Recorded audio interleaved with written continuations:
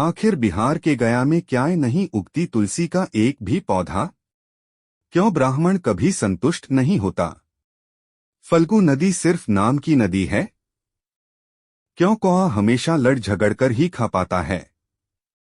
कौआ, तुलसी, ब्राह्मण व गाय को मां सीता ने क्यों श्राप दिया था, इसके बारे में कुछ लोग ही जानते हैं। आइए हम विस्तार से इस बारे में बताते हैं। वाल्मीकि रामायण के मुताबिक वनवास के दौरान भगवान राम, लक्ष्मण और माता सीता पितृपक्ष में श्राद्ध करने के लिए बिहार के गया धाम पहुँचे। वहां ब्राह्मण ने भगवान श्री राम और लक्ष्मण को श्राद्ध कर्म के लिए आवश्यक सामग्री जुटाने के लिए कहा। इस पर भगवान राम व लक्ष्मण नगर की ओर सामान लाने के लिए निकल पड़े। ब्राह्मण देव ने माता सीता से आग्रह किया कि पिंडदान का समय निकलता जा रहा है। यह सुनकर माता सीता की व्यग्रता भी बढ़ती जा रही थी, क्योंकि श्री राम और लक्ष्मण अभी नहीं लौटे थे। इसी दौरान दशरथ जी की आत्मा ने उन्हें आभास कराया कि पिंडदान का वक्त बीता जा रहा है। यह जानकर माता सीता असमंजस में पड़ गईं। तब माता सीता ने समय के महत्व को समझते हुए यह निर्णय लिया कि वह स्वयं अपने ससुर राजा दशरथ का पिंडदान करेंगी। उन्होंने फल्गु नदी के साथ साथ वटवृक्ष, कौआ, तुलसी, ब्राह्मण व गाय को साक्षी मानकर स्वर्गीय राजा दशरथ का पिंडदान विधि विधान के साथ किया। इस क्रिया के उपरांत जैसे ही उन्होंने हाथ जोड़कर प्रार्थना की तो राजा दशरथ ने माता सीता का पिंडदान स्वीकार कर लिया। माता सीता इस बात से प्रफुल्लित हुईं कि उनकी पूजा दशरथ जी ने स्वीकार कर ली है।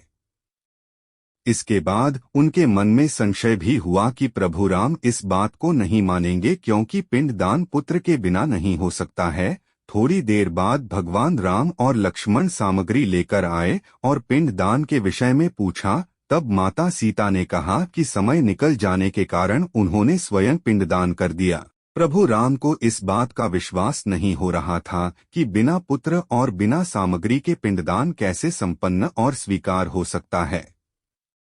इसके बाद माता सीता ने कहा कि वहां उपस्थित फल्गु नदी, तुलसी, कौआ, गाय, वटवृक्ष और ब्राह्मण श्राद्ध कर्म की गवाही दे सकते हैं। भगवान राम ने जब इन सब से पिंडदान किए जाने की बात सच है या नहीं पूछा, तब फल्गु नदी, गाय, कौआ, तुलसी और ब्राह्मण पांचों ने प्रभु राम का क्रोध देखकर झूठ बोल दिया कि माता सीता ने कोई पिंडदान नहीं किया है।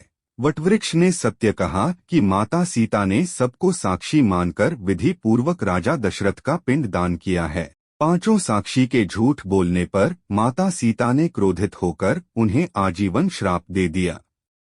फल्गु नदी को श्राप दिया कि वह सिर्फ नाम की नदी रहेगी, उसमें पानी नहीं रहेगा। इसी कारण फल्गु नदी आज भी गया में सूखी है। गाय को श्राप दिया कि गाय पूजनीय होकर भी सिर्फ उसके पिछले हिस्से की पूजा की जाएगी और गाय को खाने के लिए दर बदर भटकना पड़ेगा। आज भी हिंदू धर्म में गाय के सिर्फ पिछले हिस्से की पूजा की जाती है। माता सीता ने ब्राह्मण को कभी भी संतुष्ट न होने और कितना भी मिले उसकी दरिद्रता हमेशा बनी रहेगी का श्राप दिया। इसी कारण ब्राह्मण कभी दान दक्षिणा के बाद भी संतुष्ट नहीं होते हैं। माता सीता ने तुलसी को श्राप दिया कि वह कभी भी गया की मिट्टी में नहीं उगेगी। यह आज तक सत्य है कि गया की मिट्टी में तुलसी नहीं फलती, और कौआ को हमेशा लड़ झगड़ कर खाने का श्राप दिया था।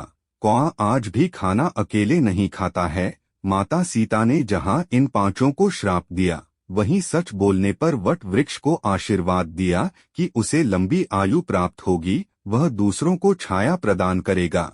पतिव्रता स्त्री उनका स्मरण करके अपने पति के दीर्घायु की कामना करेगी।